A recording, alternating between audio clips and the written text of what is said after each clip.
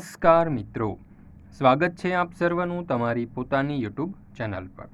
આજે આપણે ધોરણ 5ના ગુજરાતી એટલે કે કેકારવ વિષયના પાઠ નંબર 9 મારે પણ આવો ભાઈ હોય ના ભાગ 3નું સંપૂર્ણ સોલ્યુશન એટલે કે સ્વાધ્યાય પ્લસ સમજૂતીનું સંપૂર્ણ સોલ્યુશન આ વિડીયોની અંદર જોવાના છે।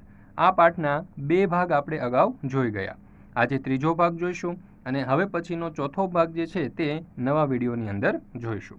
ચાલો તો શરૂ કરીએ ધોરણ 5ના ગુજરાતી એટલે કે કેકારવ વિષયના પાઠ નંબર 9 મારે પણ આવો ભાઈ હોયનું સંપૂર્ણ સોલ્યુશન। પ્રવૃત્તિ નંબર 11 રામ, લક્ષ્મણ અને સીતાને વનમાં શૂળપંખા મળી ત્યારે શું થયેલું તે વાંચો। અનન્ય અનુજ નામની એક સરસ મજાની રામ અને લક્ષ્મણની આપણને એક વાર્તા આપેલી છે। રામ અને લક્ષ્મણ જ્યારે વનમાં જાય છે ત્યારે તેમને શૂળપંખા મળે છે અને આ શૂળપંખા મળે છે એ જે ઘટના છે એ વાર્તા સ્વરૂપે અહીં આપણને આપેલી છે। ચાલો તો આ સરસ મજાની જે વાર્તા છે તે આપણે જોઈએ। રામ અને સીતા એ બંને પતિ પત્ની હતા। તે વનમાં ઝાડ નીચે બેઠા હતા। લક્ષ્મણ એ રામના નાના ભાઈ હતા। લક્ષ્મણ થોડે દૂર શસ્ત્ર વિદ્યાનો મહાવરો કરતા હતા। શસ્ત્ર વિદ્યા એટલે શું? તો કે બાણ છે, તલવાર છે, એ કેવી રીતે ચલાવવો એની અભ્યાસ એનો પ્રેક્ટિસ કરતા હતા। સીતાએ કહ્યું, રાઘવ, લક્ષ્મણને બોલાવી લો। રાઘવ એટલે કે શ્રી રામ પ્રભુ। શ્રી રામ પ્રભુને રાઘવ તરીકે પણ ઓળખવામાં આવે છે। તો સીતા શ્રી રામને કહે છે કે રાઘવ, લક્ષ્મણને પણ બોલાવી લો, એ પણ થોડો વિશ્રામ કરી લે એટલે કે થોડો આરામ કરી લે। તે ક્યારના આ બાણ ચલાવવાનો, તલવાર ચલાવવાનો અભ્યાસ કરી રહ્યા છે, મહાવરો કરી રહ્યા છે શસ્ત્ર વિદ્યાનો, તો થાકી ગયા હશે। તેને પણ કહો કે થોડી વાર સુધી આરામ કરે અને ત્યાર પછી અભ્યાસ કરે। તો શ્રી રામ પ્રભુ સીતાજીને કહે કે જાનકી, હવે સીતાનું બીજું નામ હોય છે જાનકી, તો જાનકી, અનુજ લક્ષ્મણ, અનુજ એટલે કે નાનો ભાઈ, અનુજ લક્ષ્મણ એટલે કે નાનો ભાઈ લક્ષ્મણ થાકતો જ નથી, એને વિશ્રામની જરૂર પડતી જ નથી, એટલે કે તે ખૂબ મહેનતુ છે અને તેને વિશ્રામ કરવાની કે આરામ કરવાની જરૂર પડતી નથી। તો સીતા શું કહે, જુઓ, તમે બંને ભાઈઓ કોણ જાણે કેવી માટીના બનેલા છો, એટલે કે તમારે આરામ કરવાની જરૂર જ નથી પડતી। આખો દિવસ તમે સતત કંઈક ને કંઈક કામ કર્યા કરો છો, મહેનત કરો છો, આરામ કેમ નથી કરવો પડતો, એટલે કે તમારા શરીર શેના બનેલા છે? સીતાએ આવું હસીને રામને કહ્યું। તો શ્રી રામે કહ્યું, માટી તો અયોધ્યાની જ હતી, એટલે કે અમે તો અયોધ્યાની માટીમાંથી જન્મ્યા છીએ, પરંતુ અમને વિશિષ્ટ રીતે કેળવવામાં આવ્યા છે, એટલે કે અમારી જે કેળવણી થઈ છે, જે ઉછેર થયો છે તે અલગ રીતે થયો છે, તે વિશિષ્ટ રીતે થયો છે। એ કેવી રીતે? સીતાએ સહજ કૌતુકથી પ્રશ્ન પૂછ્યો। હવે શ્રી રામ પ્રભુએ એવું કહ્યું ને કે અમારી કેળવણી સેજ અલગ રીતે થઈ છે, એટલે સીતાજીને થોડુંક આશ્ચર્ય થાય છે, થોડુંક નવાઈ લાગે છે અને પૂછે છે કે અલગ રીતે વળી કેવી રીતે, એટલે કે કેવી રીતે તમારી ઉછેર થયો છે અથવા તો તમને કેવી રીતે કેળવણી આપવામાં આવી છે? તો રામે પોતાના બાળપણની વાત માંડી, એટલે કે શ્રી રામ પ્રભુનો ઉછેર કઈ રીતે થયો હતો એની તે વાત માંડીને કહે છે, એટલે કે વિસ્તારપૂર્વક કહે છે। જુઓ તે શું કહે છે કે અમે નાના હતા ત્યારે જ પિતાશ્રી દશરથ અને કુલગુરુ વશિષ્ઠજી પાસેથી ઘણી અસ્ત્ર અને શસ્ત્ર વિદ્યા શીખ્યા હતા। હવે શ્રી રામ પ્રભુના પિતાજીનું નામ દશરથ હતું અને એમના ગુરુનું નામ હતું વશિષ્ઠ। તો એમના પિતાજી અને એમના ગુરુ પાસેથી તેઓ ઘણા બધા અસ્ત્ર અને શસ્ત્ર એટલે શું? તો કે હાથમાં રાખીને ચલાવવાના જે સાધનો હોય તે અસ્ત્ર, અને દૂર ફેંકીને જે સામેવાળા વ્યક્તિ ઉપર એટલે કે દુશ્મન ઉપર જે ઘાત કરવામાં આવતા હોય તેને શસ્ત્ર કહેવાય। તો આવા અસ્ત્ર અને શસ્ત્ર વિદ્યા અમે શીખ્યા હતા ગુરુજી પાસેથી અને પિતાજી પાસેથી। એ વિદ્યાઓ શીખતા શીખતા અમે સખત પરિશ્રમ કરતા હતા, એટલે કે વિદ્યા શીખવા પૂરતી ન શીખતા હતા, પરંતુ ખૂબ જ પરિશ્રમપૂર્વક તેને શીખતા હતા, ખૂબ જ ઊંડાણપૂર્વક તેને શીખતા હતા, એટલે ખૂબ પરિશ્રમ કરતા હતા। હા, બાળપણથી પરાક્રમી હતા એટલે જ તો ગુરુ વિશ્વામિત્ર રાક્ષસોથી બચવા તમને બંનેને પોતાને ત્યાં લઈ ગયા હશે ને? સીતાએ પૂછ્યું। જો સીતાજી શું કહે છે કે હા, તમે પરાક્રમી તો બાળપણથી જ હશો, એટલા માટે તે આ વિશ્વામિત્ર ઋષિ જે છે તે રાક્ષસોથી બચવા માટે તમને તેમની સાથે લઈ જતા હશે।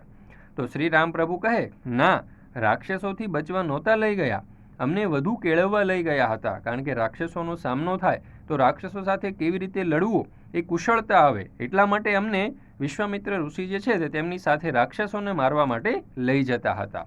એમ મને તો જાણવા મળેલું કે તાડકા નામની રાક્ષસીને મારવા તમને લઈ ગયેલા। તો સીતાજી શું કહે છે કે મને તો એવું જાણવા મળ્યું હતું કે તાડકા નામની જે રાક્ષસી હતી એને મારવા માટે આ વિશ્વામિત્ર ઋષિ જે છે તે શ્રી રામ પ્રભુને સાથે લઈ ગયા હતા. તો શ્રી રામ પ્રભુ કહે એ પણ ગુરુદેવ વિશ્વામિત્રની કૃપા જ હતી જાનકી. રામે પોતાની વાત આગળ ચલાવતા કહ્યું કે વિશ્વામિત્ર સ્વયં બધા રાક્ષસોને મારી શકે એમ હતા, એટલા તે સમર્થ હતા, એટલે એમનામાં શક્તિ હતી, તાકાત હતી, પરંતુ એ સત્કાર્ય એ અમારા હાથે કરાવવા ઈચ્છતા હતા. એટલે કે તાડકા નામની જે રાક્ષસી છે તેને મારવા એટલે કે એને મરાવવા માટેનું જે કાર્ય છે તે વિશ્વામિત્ર ઋષિ શ્રી રામના હાથે કરાવવા માંગતા હતા, એટલા માટે તે અમને સાથે લઈ ગયા હતા. એક વાત ન સમજાય રાઘવ. તો સીતા અહીંયા પાછો એક પ્રશ્ન કરે છે કે મને હજુ એક વાત નથી સમજાય રાઘવ. એટલે કે શ્રી રામ પ્રભુ, તમે બંને ભાઈ ચક્રવર્તી રાજા દશરથના પુત્ર હતા, એટલે કે મહાન રાજા દશરથના પુત્ર હતા, તો પણ વિશ્વામિત્રના આશ્રમે પગપાળા એટલે કે ચાલીને જવું. હવે તમે તો રાજાના પુત્ર છો, તો રાજાના પુત્ર થોડા ચાલીને જાય, તો રથમાં બેસીને જાય ને. એટલા માટે સીતાજી પ્રશ્ન કરે છે કે તમે તો વિશ્વામિત્ર ઋષિના આશ્રમે પગપાળા એટલે કે ચાલીને કેમ ગયા હતા, એ મને મનની અંદર પ્રશ્ન થાય છે. તો શ્રી રામ પ્રભુ કહે એ પણ અમારી કેળવણીનો જ એક ભાગ હતો. તમને ખબર છે જ ને કે જાનકી કે આશ્રમે પહોંચ્યા એ પહેલાં રસ્તામાં જ મેં તાડકાવધ કરેલો. તાડકા માયાવી રાક્ષસી હતી નહીં? તો શ્રી રામ પ્રભુ પણ અહીંયાનો સરસ પ્રશ્નનો ઉત્તર આપે છે કે અમે વિશ્વામિત્ર ઋષિના આશ્રમ સુધી ચાલીને ગયા ને, એની અંદર પણ અમારી કેળવણી જ છુપાયેલી હતી. એમાં પણ અમને કંઈક શિક્ષા આપવાનો અથવા તો અમને કંઈક ભણાવવાનો આશય હતો. અમે ત્યાં ચાલીને ગયા એટલા માટે જ અમને રસ્તામાં તાડકા નામની રાક્ષસી મળી, અને આ તાડકા નામની જે રાક્ષસી હતી તે માયાવી હતી. હવે માયાવી એટલે શું? તો કે એ વારાઘડી અદૃશ્ય થઈ જાય, પોતાની માયાનો ઉપયોગ કરી અને તે સામેવાળા વ્યક્તિને ભ્રમિત કરી શકે. જો હા, એ વારે ઘડી અદૃશ્ય થઈ શકતી હતી, પરંતુ હું પણ પિતાશ્રી પાસેથી શબ્દવેધી બાણ ચલાવતા શીખેલો હતો. હવે આ શબ્દવેધી બાણ એટલે શું? તો કે કોઈ પણ જગ્યાએથી અવાજ આવે અને એ દિશામાં આપણે બાણ છોડીએ અને સચોટ રીતે જ્યાંથી અવાજ આવ્યો હોય તેને જ એ બાણ વાગે, એને કહેવાય શબ્દવેધી બાણ. એટલે કે કોઈ વ્યક્તિને જોઈને બાણ નહીં ચલાવવાનું, પરંતુ તેનો અવાજ સાંભળીને બાણ ચલાવવામાં આવે અને એ બાણ સચોટ જગ્યા ઉપર લાગે, એને કહેવાય શબ્દવેધી બાણ. અને આ શબ્દવેધી બાણ ચલાવતા શ્રી રામ પ્રભુ તેમના પિતાજી દશરથ પાસેથી શીખ્યા હતા. એ વિદ્યા તાડકાને મારવામાં કામ લાગી હતી. તમને આટલું બધું આવડતું હતું તો પછી વિશ્વામિત્રના આશ્રમે બીજું શું શીખવા ગયેલા? સીતાએ હસતા હસતા પૂછ્યું. હવે સીતાજીને ફરી એકવાર નવો પ્રશ્ન થાય છે કે તમને તો આટલી બધી વિદ્યા આવડતી હતી, આટલા અસ્ત્ર અને શસ્ત્ર ચલાવતા આવડતા હતા, તો પછી વિશ્વામિત્ર ઋષિના આશ્રમે તમે શીખવા માટે શું ગયા હતા? તો જો શ્રી રામ પ્રભુ તેનો સરસ ઉત્તર આપે છે કે ગમે તેટલું આવડતું હોય તો પણ શીખવાનું પૂરું ન થાય જાનકી. રામે આગળ વાત ચલાવી. અને મિત્રો, શ્રી રામ પ્રભુની આ વાત છે ને તમારે પણ જીવનમાં ઉતારવા જેવી છે કે આપણને ગમે તેટલું આવડતું હોય, પરંતુ નવું શીખવાની જે ઈચ્છા છે તે આપણને સતત ને સતત થયા જ રહેવી જોઈએ. જ્યારે આપણને એવું લાગે કે હવે મને બધું જ આવડી ગયું, ત્યારે આપણો વિકાસ અટકી જતો હોય છે. વનવાસમાં કેવી રીતે જીવવું એ અમે વિશ્વામિત્રના આશ્રમે શીખ્યા, કારણ કે ત્યારે અમે જંગલની અંદર રહ્યા હતા. અયોધ્યાથી રથમાં બેસીને આશ્રમે ગયા હોત તો વનના લોકો, પશુ પંખીઓ અને ઝાડવા વિશે શીખ્યા ન હોત. જો શ્રી રામ પ્રભુ ખૂબ સરસ વાત કરે છે કે જો અમે રથમાં બેસીને ગયા હોત ને તો વનની અંદર રહેતા લોકોને પણ અમે મળ્યા ન હોત, એમના જીવનની અંદર અમે રસ ન લીધો હોત, આ જંગલની અંદર આવતા અસંખ્ય પશુ પક્ષીઓ અને ઝાડવા વિશેની જે અવનવી વાતો છે એ પણ અમને જાણવા ન મળી હોત. આશ્રમમાં અમારું બધું જ કામ જાતે કરતા શીખ્યા, એટલે અત્યારે વનવાસ દરમિયાન પણ કશી તકલીફ પડતી નથી.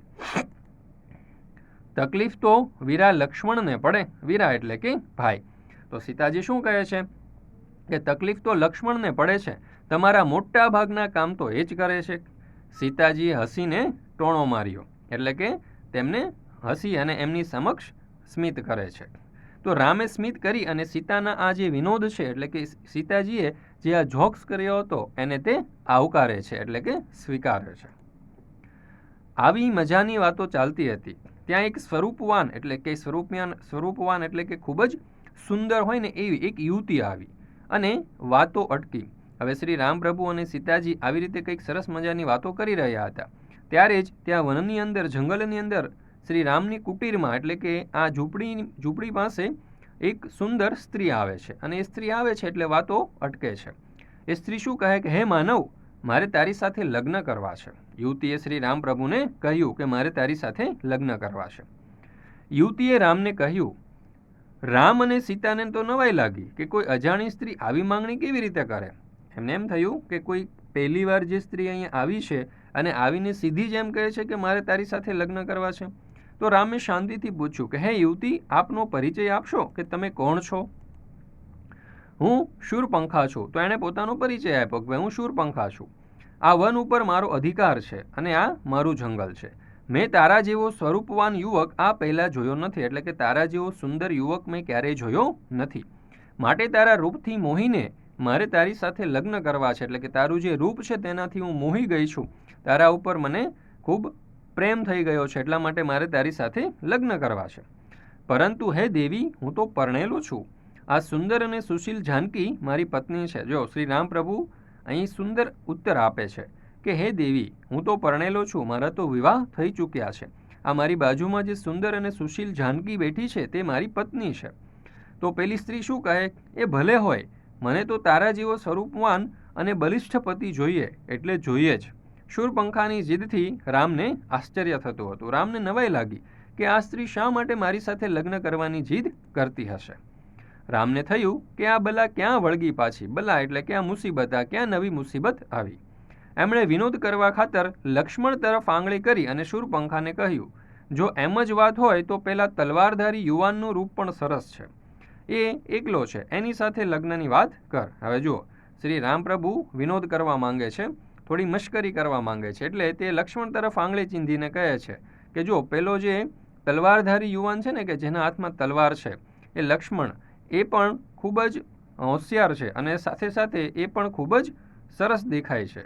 તો તું એની સાથે લગ્નની વાત કર, તે એકલો છે. તો શૂરપંખાની પહોંચ લક્ષ્મણ પાસે, એટલે કે શૂરપંખા તો લક્ષ્મણ પાસે પહોંચી ગઈ. એનું નિરીક્ષણ કરીને કહ્યું કે હે યુવાન, મારી સાથે લગ્ન કરી લે. હવે લક્ષ્મણને કહે છે શૂરપંખા કે યુવાન, તું મારી સાથે લગ્ન કરી લે. પણ લક્ષ્મણ ટૂંકમાં જવાબ આપે છે કે મારે નથી કરવા. અહીં માત્ર મારી મરજી ચાલે છે. હું કહું એટલે તારે મારી સાથે લગ્ન કરવા જ પડે. જો શૂરપંખા શું કહે છે કે આ વન મારું છે અને આ વનની અંદર ફક્ત મારી જ મરજી ચાલે. હું જેમ કહું એમ કરવું જ પડે, બરાબર, એટલે તારે મારી સાથે લગ્ન કરવા જ પડશે. શૂરપંખાએ થોડી નારાજગી સાથે અને પોતાનો અધિકાર હોય ને એવી રીતે તેણે વાત કરી. પરંતુ હું તો શ્રી રામનો સેવક છું. હવે જો લક્ષ્મણ એવું કહે છે કે હું તો શ્રી રામનો સેવક છું. તો શૂરપંખા કહે કે રામ કોણ છે. તો લક્ષ્મણ પાછા જવાબ આપે છે કે તમે હમણાં મળીને આવ્યા ને, એ મારા સ્વામી પ્રભુ શ્રી રામ છે. એટલે કે તમે પહેલાં જેને મળ્યા હતા એ મારા સ્વામી છે, મારા પ્રભુ છે, શ્રી રામ છે. ભલે, એમણે જ મને તારી પાસે મોકલી છે.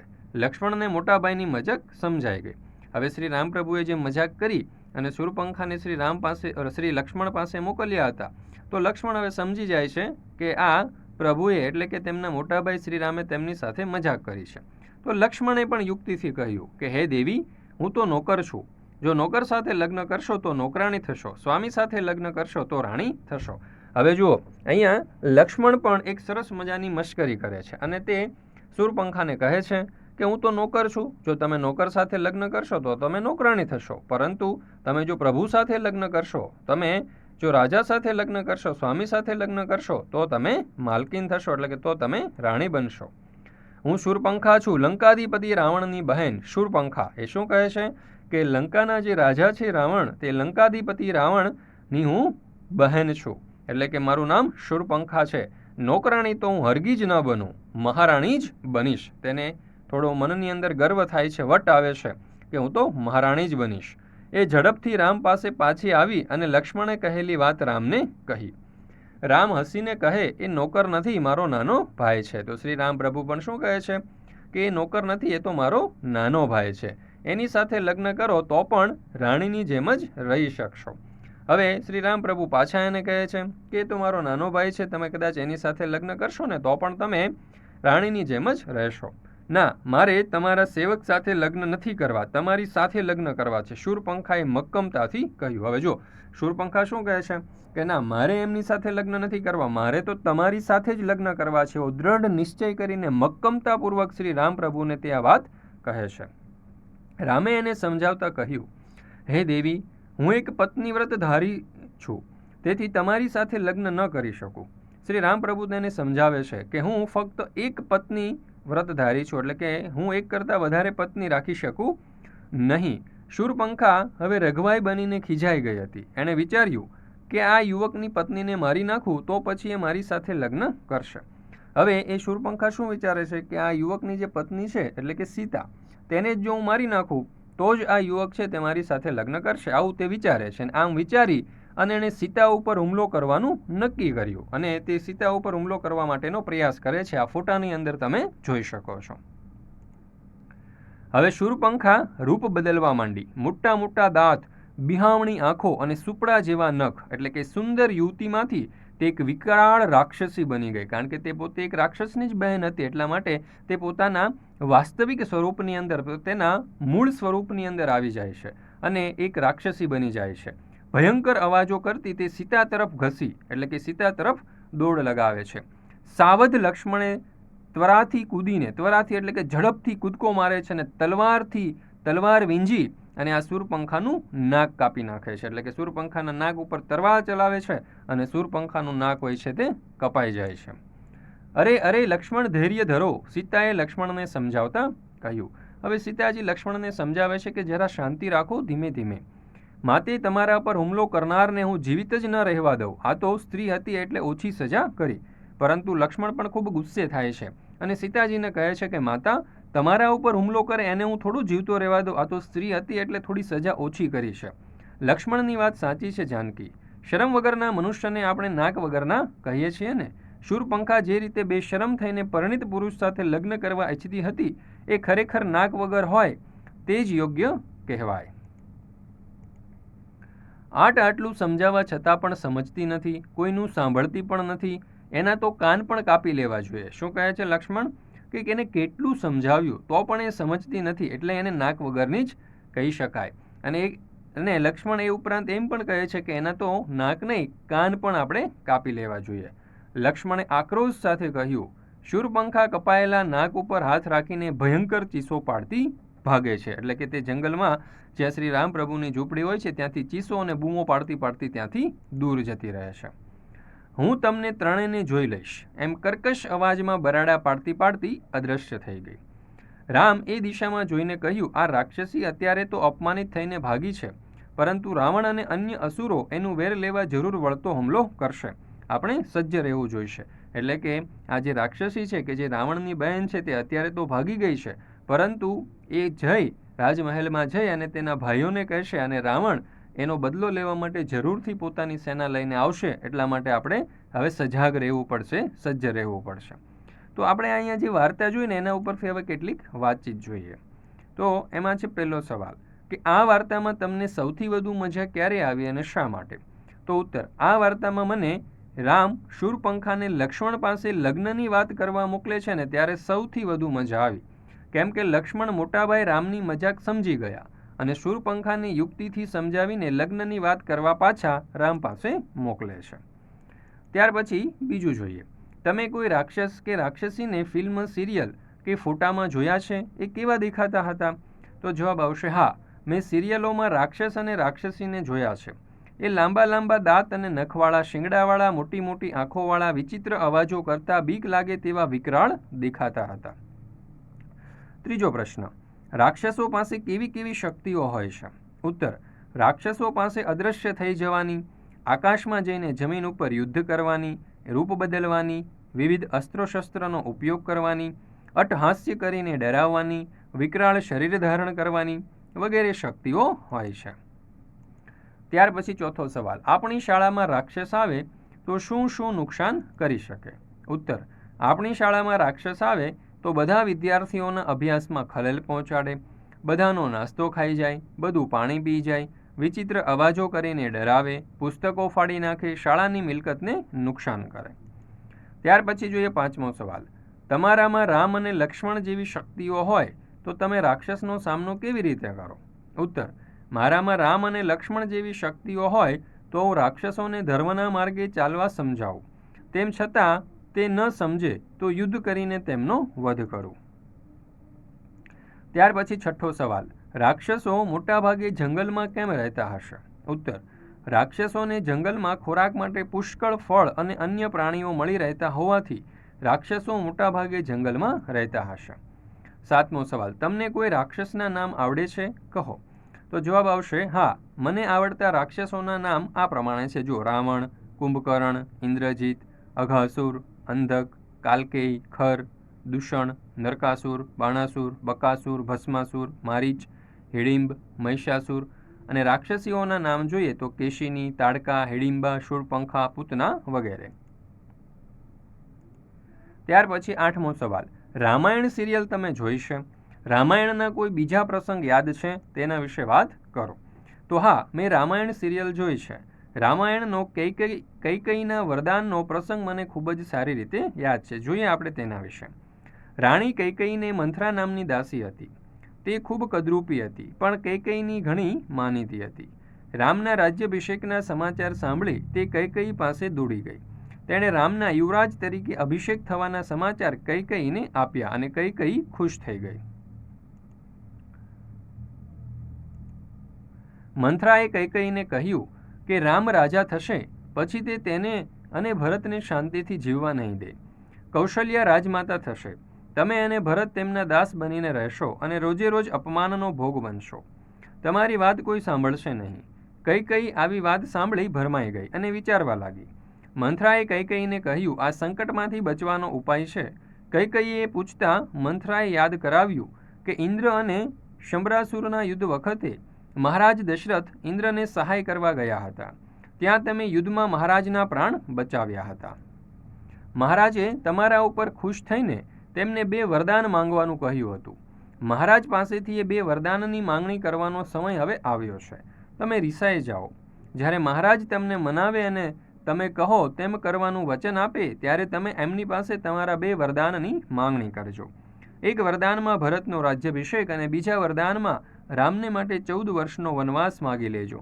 મંથરાની વાતમાં આવી જઈને કૈકેયીએ 2 વરદાન માંગવા રાજી થઈ ગઈ. દોસ્તો, ફરી મળીશું આપણે આ જ પાઠના ભાગ 4ના સંપૂર્ણ સોલ્યુશન સાથે. મિત્રો, આપણી આ ચેનલ ઉપર ધોરણ 5ના ગુજરાતી એટલે કે કેકારવ વિષયના બધા જ પાઠના વિડીયો સોલ્યુશન્સ મૂકવામાં આવેલા છે, જેની લિંક તમને નીચે ડિસ્ક્રિપ્શન બોક્સની અંદર મળી જશે. અને આ બધા જ વિડીયો તમારા વોટ્સઅપમાં પ્રાપ્ત કરવા માટે આપણા વોટ્સઅપ ગ્રુપની અંદર જરૂરથી જોડાઈ જજો. વોટ્સઅપ ગ્રુપમાં જોડાવા માટેની લિંક પણ તમને નીચે ડિસ્ક્રિપ્શન બોક્સની અંદર મળી જશે. જો આ વિડીયો તમને પસંદ આવ્યો હોય તો લાઇક કરવાનું, તમારા મિત્રો સાથે શેર કરવાનું તથા સરસ મજાની કમેન્ટ આપવાનું ભૂલશો નહીં.